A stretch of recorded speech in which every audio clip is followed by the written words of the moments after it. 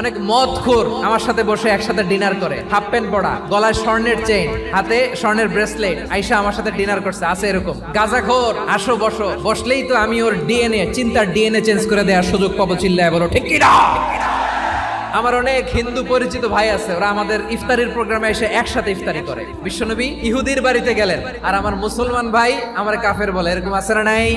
মুসলিমরা দেখতে পারে না, সহ্য করতে পারে। বিষ্ণু ইসা ইসলামের খাদেম ছিল ইহুদি, এতদিন খেদমত করলো, একদিনও বিশ্বনবী ওরে কালিমার দাওয়াত দেয় নাই। কারণ কি? বিশ্বনবী একটা ভালো সময়ের অপেক্ষা করতেছিলেন, দায়ী সুযোগ খুঁজে কখন দাওয়াত দিলে ব্যাটে বলে হবে, ঝোপ বুঝে কোপ মারে। বিষ্ণু ইসা ইসলাম ভালো সময়ের অপেক্ষা করতেছিলেন, দেখি আস্তে আস্তে এমন সময় আসছে, ছেলে এবার মুমূর্ষ, যখনই টাইমিং পেয়েছেন দাওয়াত দিলেন, পড়ো লা ইলাহা ইল্লাল্লাহ। প্রতিবেশী ইহুদি হোক হিন্দু হোক, যাবেন, সুসম্পর্ক রাখবেন, উপহার দিবেন, বিপদে পাশে দাঁড়াবেন, অসুস্থ হইলে একটু আপেল নিয়ে যান, আঙ্গুর নিয়ে যান। ইসলামের বিউটি দেখে, সৌন্দর্য দেখে অবাক হবে, নসিব ভালো হলে কোনোদিন কালিমা পড়ে মুসলমান হয়ে যাবে।